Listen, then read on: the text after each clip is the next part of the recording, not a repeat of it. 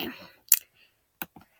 My name is Mikkel, and for mine, I chose to talk about abuse, specifically child abuse, but you could relate this to adult abuse as well.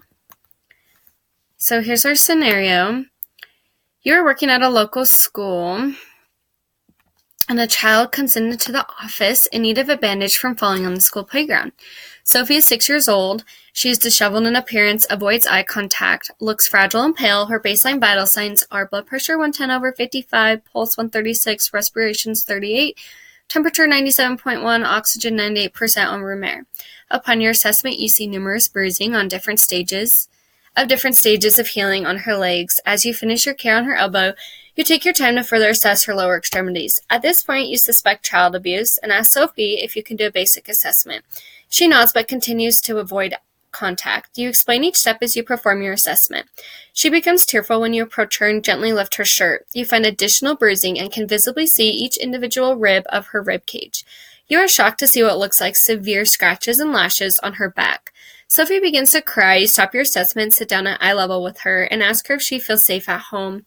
She looks around nervous, and the nurse closes the door and states she is safe. No one can hurt her. Sophie shakes her head and begins to cry. As a nurse, you know that the highest need at this time is safety. You ask her if you may hold her hand. She nods and takes your hand and grips it very firmly. So this is what you might see on an assessment: bruising on the legs, really withdrawn, pale, lashes on the back, possible burns in like a specific shape. So how to recognize abuse. So these are some physical signs and symptoms of abuse. So you've got bite marks, bruises of different healing, and burns in specific marks, poor oral health, repeated injury. Patient will claim that it was self-inflicted. The parent, sorry. So they'll say like, oh, she picked up my curling iron, that's why she has that burn there, or she fell, or they may blame it on the sibling. The sibling hit her. And we need to understand that children with disabilities are at a really high risk for being abused. Some additional assessments that you can do is a child's testimony. This is crucial. In a lot of court cases, this is what they use. However, it's really important to understand the age, the developmental age, and the cognitive ability. Because if you have a 4-year-old, it's really hard to understand what's true and what's false. They may be exaggerated, and their story may change over time. But if you have a 16-year-old, they're going to be able to give you specific details of what happened, and that's crucial in creating a case. You also want to look at family life and dynamics. How are their relationship with their parents, their siblings, gender. Females are just, it's fact, they're at a higher risk for being abused. You want to look at coercion or if they've been threatened. And you really want to determine who the victim is and the abuser. So you want to know who is hurting this patient. So in this case, we want to figure out who is hurting Sophie. You want to understand the marital status of the patients, because if you're divorced, you are at a higher risk for being abused. And then home environment is huge. Are they being neglected? Are they being cared for? So you want to look at that. This is a really good diagram that emergency department uses. You can just kind of look at it.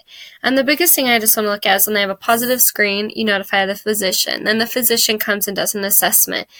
And then from there, if he feels like that's, yes, this is abuse, the biggest thing is safety, and then contacting that law enforcement. You have to report abuse, so that's huge. So different nursing diagnoses. We have risk for anxiety, risk for injury, disturbed body image, fear, grieving, imbalanced nutrition, less than body requirements, ineffective coping, rape trauma syndrome, risk for suicide, and self-care deficit. So the main one I highlighted was risk for suicide, because you want to prevent patient harm and self-harm. So different interventions that you can do as a nurse, or in this case that we can do, is provide early intervention. So the minute you suspect abuse, you immediately start these interventions. You don't wait till it gets out of hand. You want to do with these outreach programs, so involving the community and going to therapy and doing it earlier can greatly influence how effective the coping is. Some professional interventions that you can do is occupational therapy, physical therapy, developmental therapist, speech-language pathologist, nurse and nutritionist, social emotional consultant, and a social worker or a psychologist. So some additional interventions is making it safe and staying with that patient at all times. So don't leave Sophie in this case, stay with her. And you want to be sensitive most likely Sophie's being abused by a male, so you don't want a male doctor or male nurse to stay with her. You want to make sure it's a female. And you want to get that patient away from the abuser, so we need to identify who is abusing Sophie. Another thing that a lot of healthcare professionals will try to do is use intimidation to get people to admit that they're being abused. And most likely the abuser is using intimidation to avoid them from talking. So you really just want to give the patient, and in this case a 6-year-old, space to just talk when she's ready. And you want to approach the problem from a public health framework. So this is when you report it and you get multiple people behind this child to help her and not just one person. So some expected outcomes is child welfare outcomes. You want a safe home placement for the child, whether that means foster care or being moved to a different family member or a friend that can care for the child. Mental health and substance abuse outcomes. So this is huge. You want to make sure that they have proper coping mechanisms and through the therapy or whatever that they need, because if Sophie doesn't get the help she needs and continues to be abused, it's likely that she could go to drugs and alcohol to cope when she gets older. So we want to avoid that. Effective coping. You want Sophie to maintain that effective coping throughout therapy, and you want her to maintain a higher functioning status with little to no impairment. And then safety. Make sure she is emotionally, physically, and mentally safe while she's going through treatment and after treatment. So I wanted to talk about the Maslow hierarchy of needs in the case of Sophie. So physiological is making sure, she's got food and water. Safety, the child's safe, they're with an adult that they can trust. And that love and belonging happens once that therapy starts happening and they get that proper care. Esteem comes in when the child starts to heal and starts getting that confidence back and that happy, carefree childlike spirit. And self-actualization is when, she's back to her proper functioning, her full potential. So here's just a practice question. So after your assessment of Sophie, you are legally obligated to do what? A, complete further assessment and interview the family. B, document the notes and send the child back to class. C, report the evidence and assessment notes to DCFS and your local police department. D, do nothing since she's not your child, therefore not your problem. So clearly the correct answer is to report and let the authority know. And you have to report child abuse. You cannot not report it. So if you suspect it, you have to report it. Here's another question. You understand Maslow's hierarchy needs and understand what is most important when prioritizing the child's needs. So what is most important for Sophie at this time? A, make sure that she eats and gains weight properly. B, make sure the child is safe and is in an environment that she can regain trust. C, the child is able to see a therapist and talk through their emotions through a proper outlet. And D, the child is able to regain self-esteem and actualization. So clearly all of these are great things, and they're all within that triangle.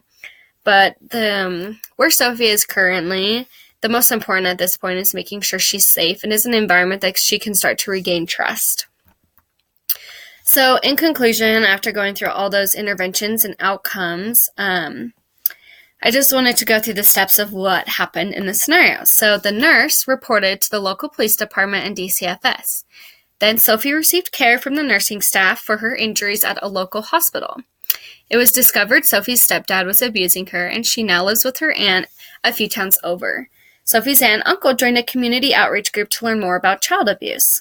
Sophie attended psychiatric therapy for a few months where she was involved in play therapy. Her aunt reports Sophie joined a Little League baseball team and enjoys being outside with her cousins. Sophie is doing well in school and is a happy, friendly little girl. Her aunt states she is hardly recognizable from the girl she took in a few months ago. So just to break this down, the nurse reported it. She received, nursing care She received nursing care. She was removed and put in a safe environment with her aunt. Her aunt and uncle then got involved in a community outreach program. She got psychiatric therapy and play therapy. And now these are our expected outcomes. So she's joining a Little League baseball team. She's socializing with other children. She's doing well in school, which means she's functioning well. She's performing her to the best of her ability. So overall, good, ended well. And here's my references.